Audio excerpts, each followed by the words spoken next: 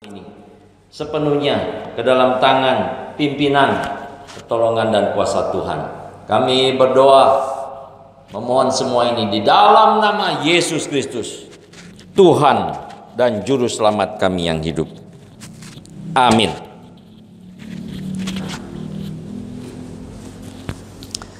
Shalom, selamat pagi Bapak Ibu yang dikasihi Tuhan. Firman Tuhan pagi ini diberi judul The Word Became Flesh, ya. Firman menjadi manusia. Nats yang akan kita baca pagi ini diambil dari Injil Yohanes pasal 1 ayat 1 sampai 14. Saya akan membacakan firman Tuhan ini. Bapak Ibu, saudara sekalian bisa sama-sama memperhatikannya. Demikian firman Tuhan.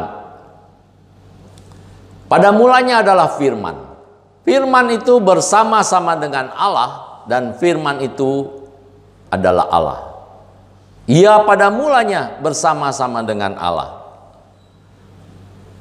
Segala sesuatu dijadikan oleh Dia, dan tanpa Dia tidak ada sesuatu pun yang telah jadi dari segala yang telah dijadikan. Dalam Dia ada hidup, dan hidup itu adalah terang manusia. Terang itu bercahaya di dalam kegelapan, dan kegelapan itu tidak menguasainya. Datanglah seorang yang diutus Allah, namanya Yohanes. Ia datang sebagai saksi untuk memberi kesaksian tentang terang itu, supaya oleh dia semua orang menjadi percaya. Ia bukan terang itu, tetapi ia harus memberi kesaksian tentang terang itu. Terang yang sesungguhnya yang menerangi setiap orang sedang datang ke dalam dunia. Ia telah ada di dalam dunia, dan dunia dijadikan olehnya, tetapi dunia tidak mengenalnya. Ia datang kepada milik kepunyaannya, tetapi orang-orang kepunyaannya itu tidak menerimanya. Tetapi semua orang yang menerimanya diberinya kuasa supaya menjadi anak-anak Allah, yaitu mereka yang percaya dalam namanya. Orang-orang yang diperanakan bukan dari darah atau dari daging, bukan pula secara jasmani oleh keinginan seorang laki-laki, melainkan dari Allah. Firman itu telah menjadi manusia dan diam di antara kita, dan kita telah melihat kemuliaannya, yaitu kemuliaan yang diberikan kepadanya sebagai anak tunggal Bapa, penuh kasih karunia dan kebenaran.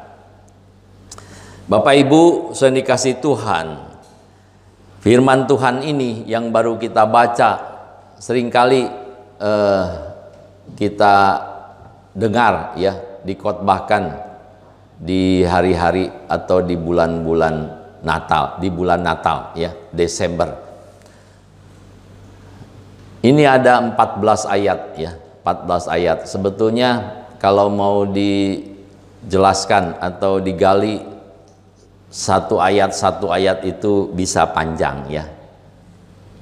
Mungkin nanti kalau ada pembahasan pemahaman Alkitab, nah di situ bisa lebih dalam lagi digali, ya. Dari beberapa hari yang lalu saya berpikir bagaimana menjelaskan semua ini, ya, supaya semua kita bisa semakin mengerti, ya. Tetapi yang ingin difokuskan itu firman telah menjadi manusia dan diam di antara kita, ya. Mungkin kita juga sering dengar lagunya, ya, firman menjadi manusia. Saudara, Injil Yohanes ini ditulis oleh murid terkasih Tuhan Yesus, Rasul Yohanes, ya. Rasul Yohanes. Dia memulai ayat 1 dengan mengatakan pada mulanya adalah firman, ya. Bapak Ibu yang dikasihi Tuhan, saya ingin menjelaskan ini, tapi mungkin saudara juga, saya tidak mengerti, ya. Tapi tidak apa, ya. Saya akan jelaskan singkat aja, atau saudara juga bisa baca itu di layar. Saudara, Yohanes ingin menjelaskan, ya, tentang Tuhan Yesus. Siapakah Tuhan Yesus itu, ya? Memang sulit, ya, dijelaskan, tetapi Roh Kudus memberikan inspirasi ya kepada Yohanes untuk menuliskan Injil Yohanes ini dengan permulaannya di ayat 1 pasal 1 ayat 1 ya. Rasul Yohanes menuliskan di sana pada mulanya ya, pada mulanya. Saudara, pada mulanya itu bahasa aslinya enarhe ya. Itu tanpa artikel, Saudara. Mungkin Saudara, artikel itu seperti apa? Ya nggak usah terlalu dipikirkan, Saudara. Ya, pokoknya kalau kita melihat bahasa aslinya, nah itu bisa lebih jelas ya, lebih jelas. Tetapi sudah diterjemahkan ke bahasa Indonesia itu juga cukup baik ya, karena pasti yang menerjemahkannya juga para ahli tata bahasa juga ya. Jadi maksudnya di sana tanpa artikel itu tidak ada satu titik tertentu sebagai permulaan dari logos. Firman itu disebut logos ya. Jadi kalau di sana dikatakan pada mulanya adalah firman. Artinya pada mulanya adalah logos ya, firman. Firman di situ yang dimaksud adalah Tuhan Yesus ya. Karena di ayat 14 tadi ya yang menjadi tekanan, firman itu, logos itu telah menjadi manusia ya dan diam di antara kita. Yang dimaksud logos di situ Tuhan Yesus. Yohanes ingin menjelaskan logos atau Tuhan Yesus yang dimaksud itu seperti apa ya. Jadi dia mulai dengan pada mulanya yang tanpa artikel. Maksudnya logos ini tidak ada titik tertentu ya di mana dia memulai. Nah, artinya dia ingin menjelaskan logos atau Tuhan Yesus itu kekal ya, kekal. Dia kekal pada mulanya ya. Akal manusia tidak mungkin meraih alam itu di kekekalan masa lampau ya. Logos atau firman ini ternyata lebih tua dari dunia ini, lebih tua dari dunia ini, tetapi juga tidak berpangkal ya. Tidak berpangkal. Kalau manusia, setiap kita ada pangkalnya ya, ada awalnya, yaitu waktu saudara dikandung ya, dikandung oleh orang tua saudara. Nah itu awalnya saudara, kemudian lahir, hadir di dunia ini, yaitulah awal hidup setiap manusia, setiap kita ya. Tetapi logos ini atau firman ya yang menjadi manusia itu, yang kita kenal dengan nama Yesus Kristus, itu tidak berpangkal saudara ya. Makanya di dalam Wahyu Tuhan Yesus mengatakan, akulah yang awal dan yang akhir. Yang awal yang akhir itu artinya tidak ada permulaannya ya. Dia yang kekal dari awal sampai akhir, dia kekal ya. Jadi yang awal dan yang akhir menunjukkan bahwa dia kekal. Nah itulah yang ingin dimaksud oleh Yohanes dengan memulai pada mulanya ya di dalam Injilnya. Kemudian yang berikut di sana ada kata bersama ya. Pada mulanya adalah firman. Firman itu bersama-sama dengan Allah. Ada kata bersama ya dengan Allah. Terjemahan dari kata pros yang artinya secara harafiah itu berhadap-hadapan ya, face to face. Jadi di sana ada firman, logos, ada theos, Allah ya. Firman itu logos, kemudian ada theos ya. Ada dua pribadi di sana. Satu logos, satu theos ya. Jadi di sana dikatakan pada mulanya adalah logos, dan logos itu bersama-sama dengan theos ya, Allah.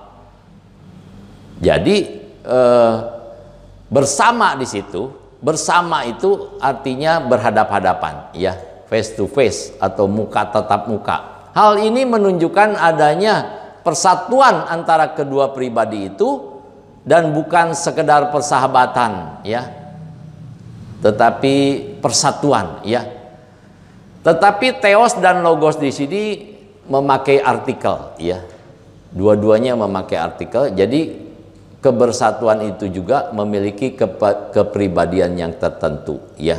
Jadi satu kesatuan dari dua pribadi, ya, seperti itu. Sebenarnya ada banyak hal lagi yang ingin saya jelaskan, saudara, ya, tetapi mungkin saudara akan pusing, ya, tapi nggak usah diambil pusing.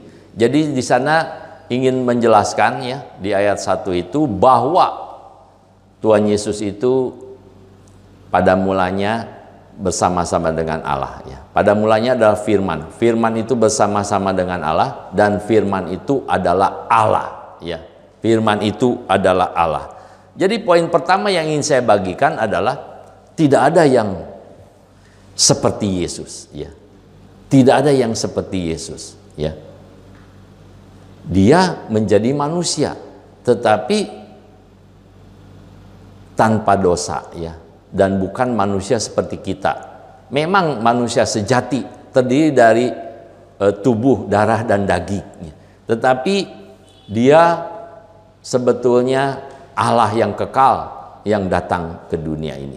Ya, saudara, sebetulnya ini peristiwa yang luar biasa, ya, yang ajaib, ya, ajaib, yang spektakuler, ya. Rasul Paulus mengutip Perjanjian Lama ketika dia menulis di 1 Korintus, ya, 1 Korintus 2 ayatnya yang ke-10.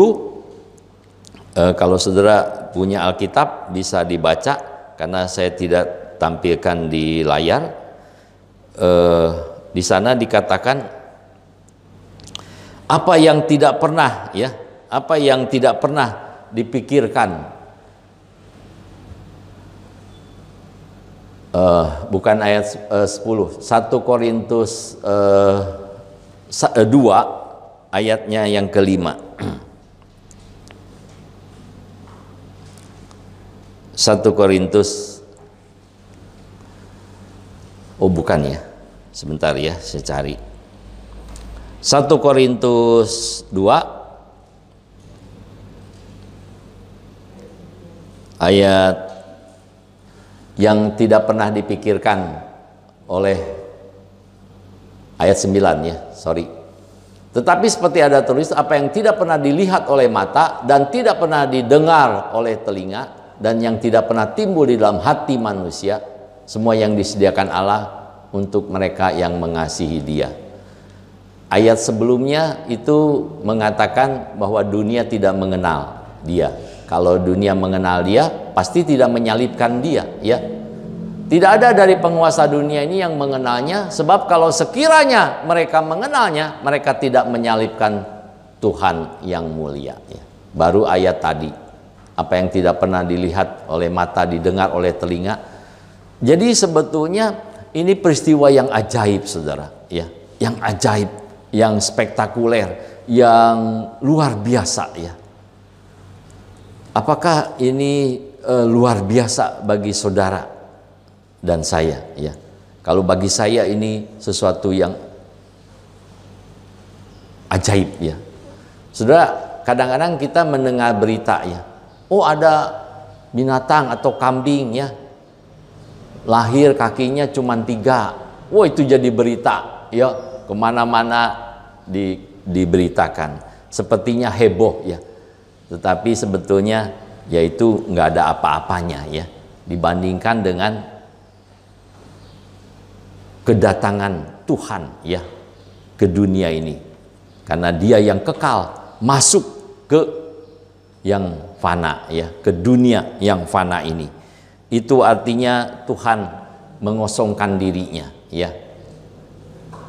Saudara, ini bukan kebetulan, tetapi memang sudah direncanakan Tuhan dari sebelum dunia dijadikan, ya.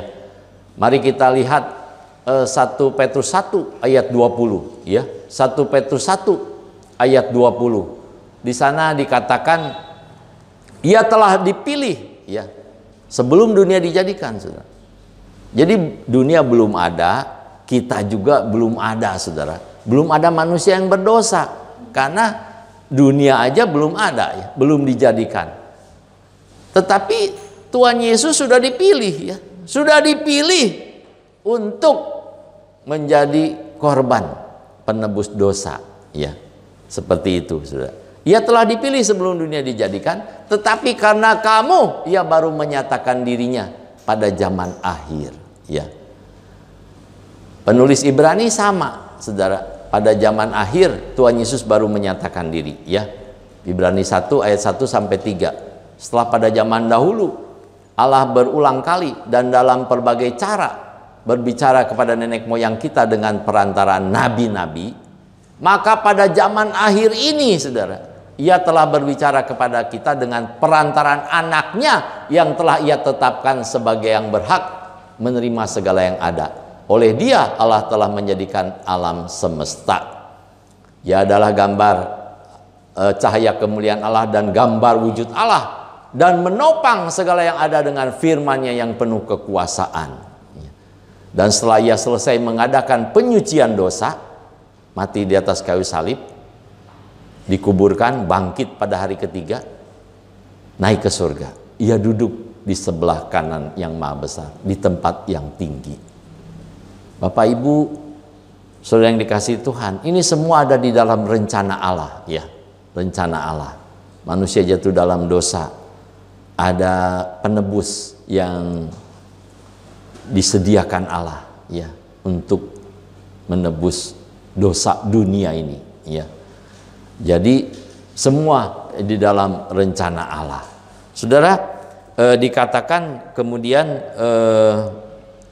tidak ada yang seperti Tuhan Yesus itu karena dia manusia, ya. Allah yang menjadi manusia. Allah yang kekal tadi, yang pada mulanya bersama-sama dengan Allah dan firman itu adalah Allah, ya, datang ke dunia ini menjadi manusia. Ini sesuatu yang ajaib, saudara, luar biasa.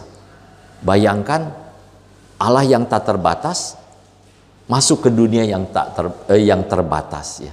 Allah yang kekal masuk ke ruang dan waktu yang terbatas, ya. Dia sedemikian rupa merendahkan diri, ya, untuk menghampiri manusia. Waktu mengajar kateksasi, saya pernah bertanya kepada peserta, ya, bagaimana seseorang mengenal Allah, ya? Allah di tempat yang maha tinggi, yang tidak terhampiri, yang tak terbatas. Bagaimana manusia yang terbatas, yang kecil, yang lemah ini bisa mengenal yang tak terbatas? Enggak bisa, saudara. Saudara mau naik ke atas gunung mana, atau saudara ingin mencapai ke langit yang mana, nggak bisa, saudara, ya.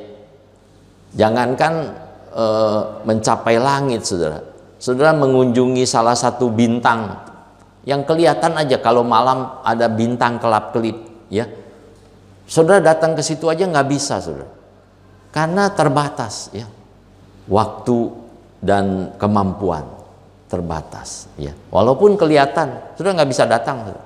Kalau ke bulan, ada orang pernah datang, ya, bisa mencapai bulan karena dekat jaraknya, ya, dan bisa dicapai dengan pesawat ruang angkasa. Tapi kalau bintang yang jauhnya beribu-ribu bahkan juta kali lipat, nggak bisa, saudara, nggak bisa datang, ya, nggak bisa.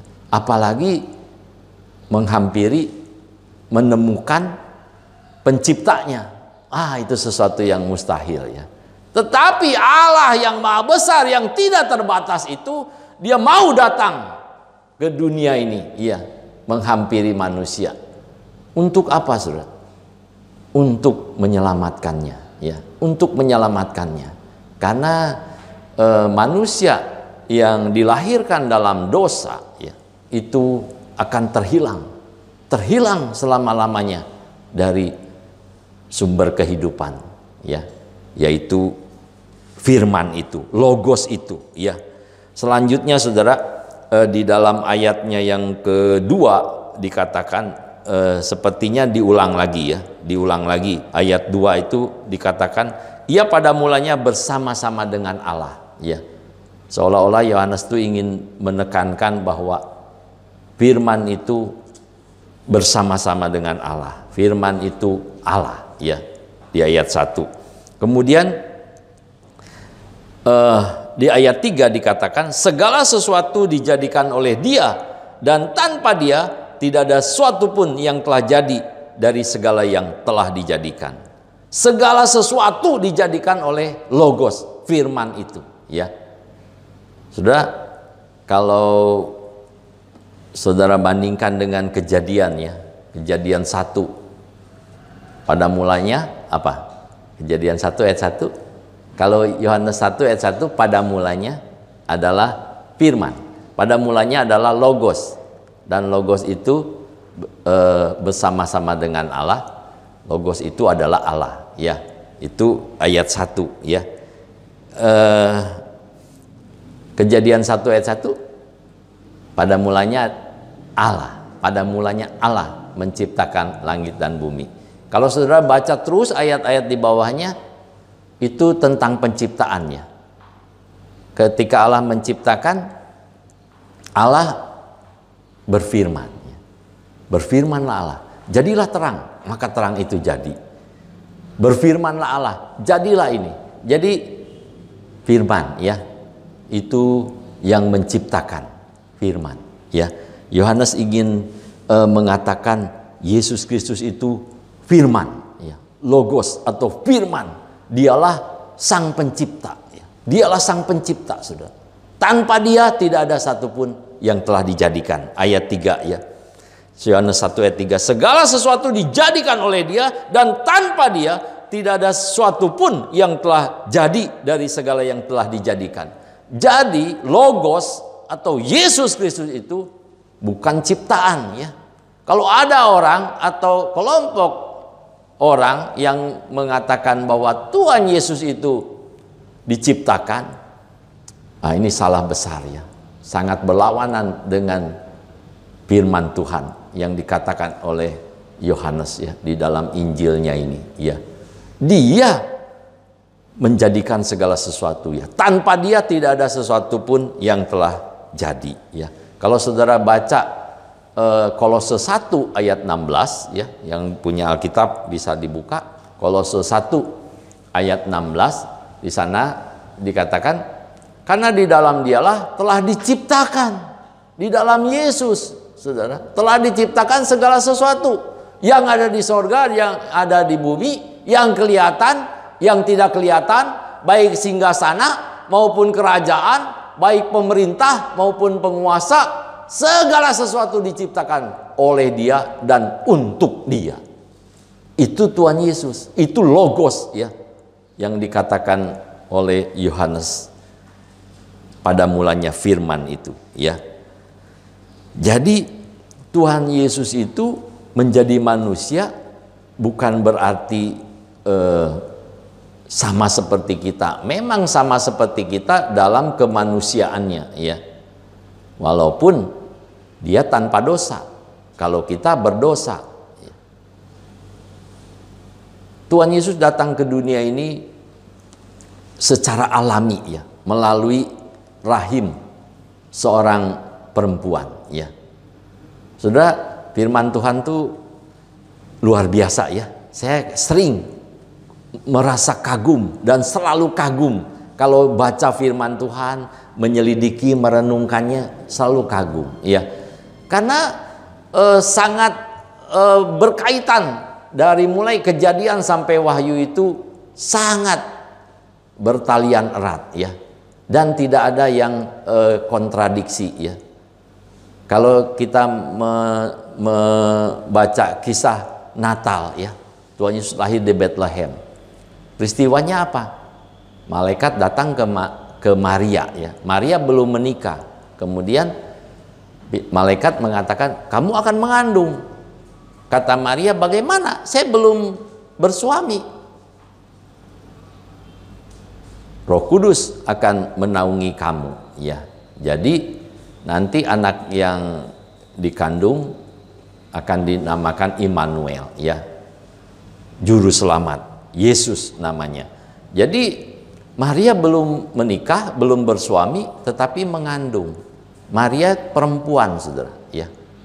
Nah, waktu Allah berfirman di Taman Eden, mengatakan ular musuh manusia yang menjatuhkan manusia itu, Tuhan mengatakan, aku akan mengadakan permusuhan antara engkau dan keturunan perempuan. Ya, keturunan perempuan. Itu permulaan manusia jatuh dalam dosa. Allah sudah mengumumkan, ya. Nanti keturunan perempuan ini yang akan meremukkan kepalamu, si ular itu, si iblis itu, ya. Jadi keturunan perempuan, ya. Dan digenapi ada perempuan yang belum bersuami, masih gadis, tetapi mengandung. Mengapa seperti itu, saudara? Karena Tuhan Yesus bukan keturunan manusia, ya. Kalau kita keturunan manusia, ada ibu, ada bapak, ya, menikah, punya anak, mengandung. Tetapi kalau Tuhan Yesus, dia memang dilahirkan lewat kandungan seorang perempuan, tetapi dia tidak berasal dari benih manusia, karena dia bukan manusia seperti kita. Dia Allah yang kekal, yang datang ke dunia ini. Makanya dikatakan di dalam ayat 14, Yohanes 1 ayat 14, firman itu telah menjadi manusia, ya. Karena dia yang ada, ya, sebelum datang ke dunia ini, sebelum dikandung oleh Maria, dia sudah ada, ya. Dia sudah ada karena dia yang kekal. Jadi luar biasa sekali. Tidak ada yang sama seperti Tuhan Yesus. Banyak orang terkenal di dunia ini, tetapi tidak ada yang sama seperti Tuhan Yesus, ya. Saudara, saya pernah ada memori, ya, masa kecil. Saya ingat-ingat mungkin itu sekitar usia SD, ya. SD kelas 6 atau paling besar SMP kelas 1 lah, ya. Saya lupa ingat umur saya berapa, tetapi saya ingat masih kecil itu, ya. Masih kecil. Tiba-tiba kedatangan tamu, ya. Tamu saudara sih dari Jakarta, ya. Dari Jakarta. Dulu bayangan saya masih kecil tuh, ya. Saya kan tinggal di kota kecil, Cimahi. Rumahnya juga butut, ya, maklum lah, ya. Karena umur 8 tahun saya sudah tidak punya ayah, ya. Jadi mami saya seorang janda dengan 6 anak, saudara. Saya anak kelima, 6 bersaudara. Bagaimana susah payahnya seorang ibu dengan 6 anak janda menghidupi keluarga, ya. Jadi ya tinggal di rumah kontrakan yang kecil, yang butut, dan kemudian ada tamu dari Jakarta, saudara. Suami istri pengantin baru. Jadi saya waktu kecil berpikirnya, kok mau-maunya, ya, ini saudara dari Jakarta ini datang dan menginap beberapa hari, ya, di rumah yang kecil, yang butut. Jadi waktu diberitakan itu ada saudara datang dan mau menginap di sini, waduh, kami itu sepertinya adik kakak tuh repot, ya, beresin ini, beresin itu, sediakan ini, dan maksudnya tuh supaya ya nggak terlalu kelihatan jelek lah. Tetapi ya rumah kecil jelek, ya nggak diapa-apain juga, ya begitu. Tetapi saya heran, ya, kenapa ada tamu mau berkunjung, datang dan menginap lagi, ya. Wah, itu menjadi kenangan, ya. Saya percaya bukan hanya saya, kakak-kakak saya juga seperti itu, ya. Karena waktu itu suasananya cukup hangat, ya, karena orangnya begitu baik, familiar. Jadi selama beberapa hari kumpul sama mereka itu, ya, bayangan saya terlalu tinggi kali, ya. Ini dari Jakarta, orang yang keren dan sebagainya. Ini kampung, ya, kampung, miskin, melarat, ya, tapi mau dikunjungi. Sudah, itu jadi memori, ya, sampai sekarang. Kenang-kenangan yang indah, manis, ya. Ada orang yang mau datang seolah-olah merendahkan diri, ya, dari metropolitan, kota besar, ya, ke kota yang kecil, ya. Cimahi itu kota kecil, saudara. Sebelahnya Bandung, mungkin sekitar 12 atau 13 kilo dari Bandung. Rumah kami masuk gang, ya, kecil.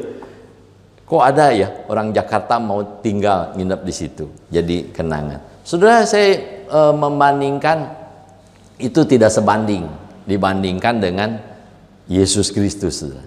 Dari surga yang mulia, ya, yang kekal, yang indah, yang mulia, agung.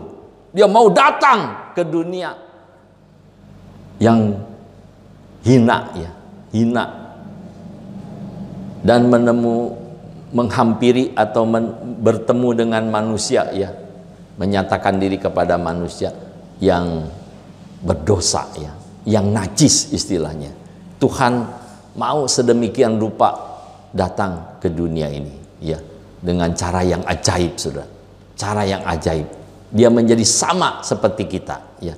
Bisa kita lihat, kita raba, kita dengar, ya. Makanya ketika Rasul Paulus mengatakan apa yang tidak pernah dilihat oleh mata, didengar oleh telinga, yang timbul di dalam hati, itulah yang disediakan Allah, ya, bagi orang yang percaya.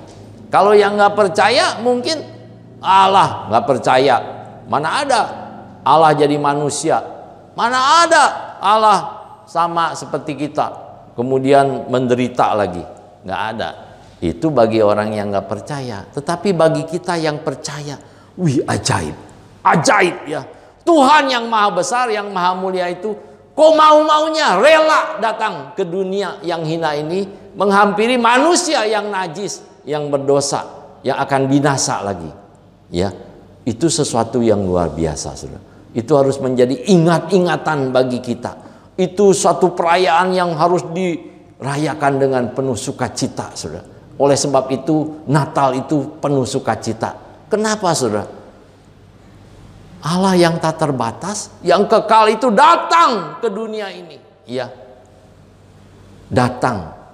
Terang yang besar datang ke dunia yang gelap ini, ya. Tidak ada yang seperti dia, saudara. Tidak ada yang seperti dia. Tidak ada yang seperti Tuhan Yesus. Kemudian poin kedua yang ingin saya sampaikan, saudara. Yesus adalah terang yang sesungguhnya, ya. Yesus adalah terang yang sesungguhnya. Kalau saudara bisa baca dari ayat 4 dan 9 dari nas yang kita baca, ya. Ayat 4 di sana dikatakan dalam dia ada hidup dan hidup itu adalah terang manusia. Dalam dia ada hidup dan hidup itu adalah terang manusia. Jadi yang ingin dikatakan di poin ini adalah hidup yang benar dan yang sejati itu terdapat dalam Kristus, saudara, ya. Nggak kerasa, memang mengeraskan hati itu. Biasa, sepertinya biasa, kan? Biasa. Tapi sebetulnya sudah beda jalan atau beda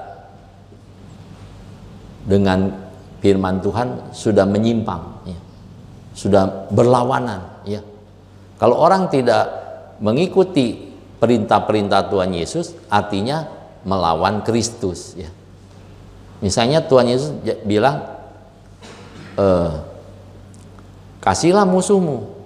Nah, kalau saudara membenci, ya berlawanan dengan kemauan Tuhan Yesus. Kalau Tuhan Yesus mengatakan, jangan bohong, saudara bohong, berarti saudara sedang melawan Tuhan Yesus. Nggak apa-apa, sedikit lah bohong. Ya, apapun juga, ya. Jadi kalau saudara masih dengar firman Tuhan, itu artinya Tuhan masih mengasihi kita, ya. Supaya kita tidak semakin keras, semakin tawar hati, tahu-tahu menghilang, ya. Hilang dari peredaran. Wah, sayang sekali, ya. Sayang sekali. Padahal semakin hari semakin dekat kedatangan Tuhan, ya. Kedatangan Tuhan semakin dekat, saudara. Apalagi melihat keadaan zaman sekarang, ya. Dunia semakin jahat, moral semakin merosot, ya. Orang tidak mempedulikan Allah, hidup lebih menuruti hawa nafsu daripada menuruti Allah. Waspada. Tadi ada kata waspadalah, ya. Waspada. Biarlah firman Tuhan ini saudara terima dengan hati yang murni, ya, supaya firman Tuhan betul-betul mengubahkan kita. Ada sukacita di dalam Kristus, ya, dan sukacita yang abadi itu, ya. Kelak ketika kita bertemu dengan Dia, kita akan memasuki kekekalan, kemuliaan selama-lamanya bersama dengan Dia. Mari kita berdoa. Tuhan, terima kasih untuk firman-Mu. Engkau sudah datang ke dunia ini. Firman yang menjadi manusia.